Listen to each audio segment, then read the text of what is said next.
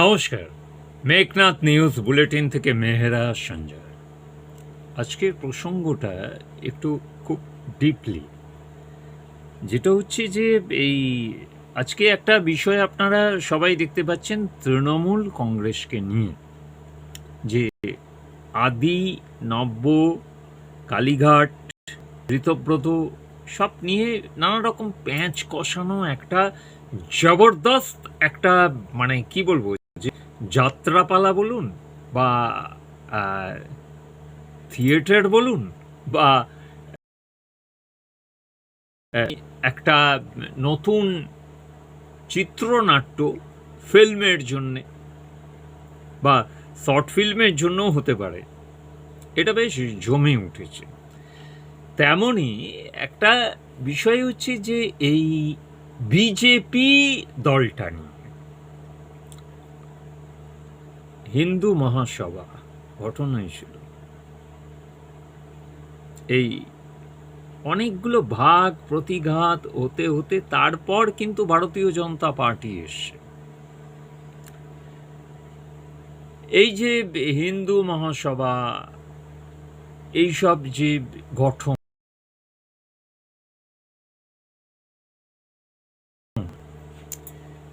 যাচ্ছি তদানীন্তন যে অবিভক্ত বর্ধমান জেলায় কারা ভূমিকা গ্রহণ করেছিল জানেন এই হিন্দু মহাসভার? নামগুলো শুনলে চমকে উঠবেন।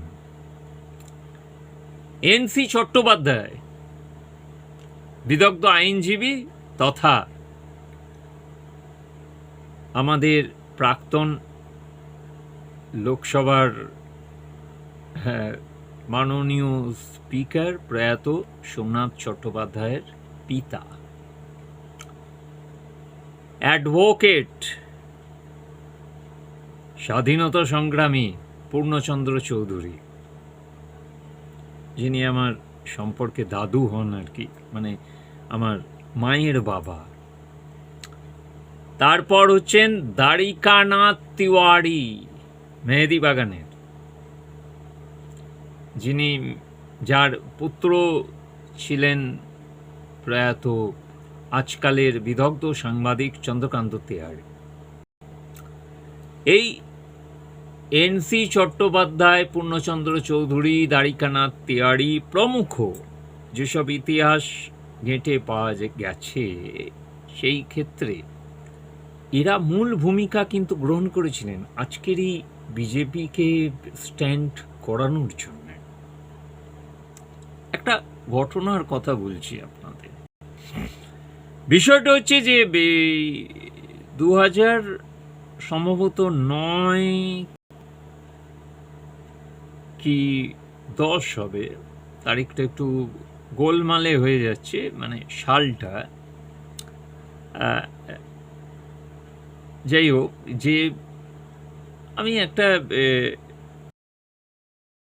করতাম এই WBU যে বলে আর কি সাংবাদিক সংগঠন, এই West Bengal union of journalist, তার আমি এই বর্ধমান জেলা শাখার সম্পাদকও ছিলাম। যাই হোক, আমরা একটা আলোচনা সভা করার জন্যে সম্পাদক আমি ছিলাম, আর চন্দ্রকান্ত তেওয়ারি জি ছিলেন প্রেসিডেন্ট, আর ভাইস প্রেসিডেন্ট ছিলেন গৌতম চৌধুরী। এবং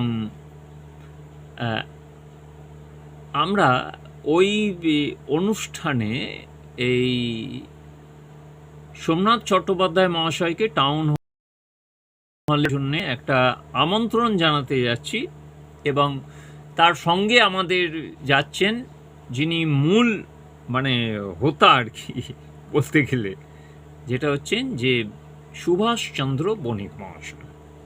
আমরা গিয়ে যখন পৌঁছলাম, সব পরিচয়পত্র যখন হচ্ছে, তখন উনি সুভাষদাকে বাদ দিয়ে আমাদের 3 জনকে, মানে এই চন্দ্রকান্ত তেওয়ারিকে প্রথমে জিজ্ঞেস করলেন যে আপনার নাম, তখন বললো, ও তুমি বাবুয়া, মানে দ্বারিকানাথ তিওয়ারির ছেলে, আজকালে তুমি লেখো না, আমার বাবার সঙ্গে তো তোমার বাবার খুবই ভালো পরিচয় ছিল,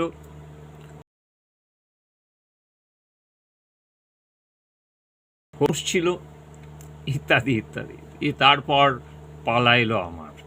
আমি যখন বললাম আমি সঞ্জয় মেহরা, বললো মেহরা, আচ্ছা আচ্ছা, তোমরা তো রাজবংশের লোক। হ্যাঁ স্যার। বলেন তোমার মা? আলাম যে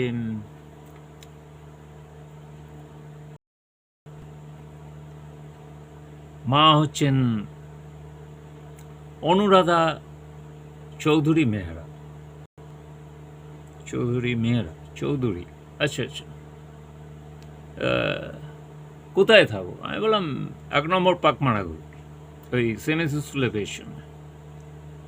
আচ্ছা, ওই পূর্ণচন্দ্র চৌধুরী অ্যাডভোকেট, আলাম উনি আমার দাদু হন মায়ের।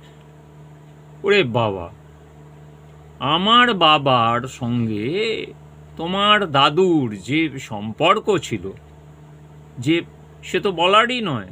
তারা সব ওই বিজেপি মার্কা সব দল করত। আমি তো অবাক। দিয়ে আমায় বললো যে, তিনি বললেন শ্রদ্ধেয় স্যারজি যে তুমি মানে মায়ের ডাকনাম দিয়ে বললেন যে তুমি। হ্যাঁ স্যার। পরিচিত বেরিয়ে যাচ্ছে। তারপর এই গৌতমদার কথা এলো যে এইসব, সেও বলল তখন যে শ্যামাপদ চৌধুরী বলল যে উনি তো ওই করতেন, ওই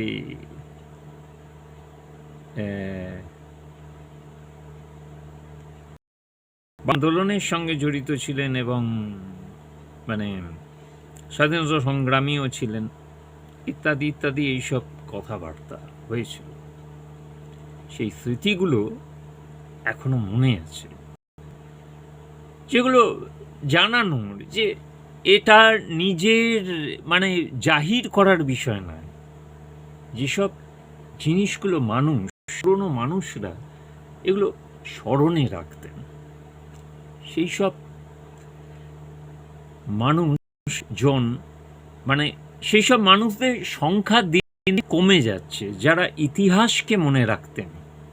এখন ইতিহাস মানেটা কি? যে তোলাবাজি, এই পাচার, ও হেন তেন সবই তো জানেন, আর ওই পুরনো কাসন্দি ঘেঁটে কোনো লাভ নেই। কিন্তু পুরনো যে ইতিহাস, যে কি ক্ষেত্রে, যে যেমন কমিউনিস্ট ইতিহাস, কংগ্রেসের ইতিহাস, এই যে বিজেপির যে পুরনো ইতিহাস, এই ইতিহাসগুলো যে যা জানেন সেগুলো কিন্তু সবারই আজকের যে নতুন যে একটা ডিজিটাল মিডিয়া আসছে সেখানে সবারই তুলে ধরা উচিত।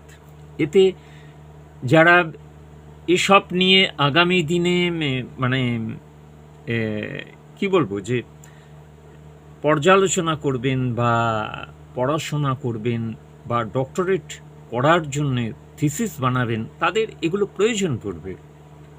কারণ অনেক নথি তো পুড়ে যায়, পুরনো কত নথি, বর্তমানেও তো কত নথি পুড়ে যায়, কত কম্পিউটার পুড়ে যাচ্ছে। এগুলো তো কাউকে নতুন করে কিছু বলার নয়। ইতিহাস, অনেক ইতিহাস বিকৃত হয়, অনেক ইতিহাস সত্য থাকে। এটাই হচ্ছে কারণ আজ আমি যে কথা বললাম সেখানে যদি কোনো বিকৃত ইতিহাস থাকে, সেখানে তিনি তার বক্তব্য তুলে ধরবেন,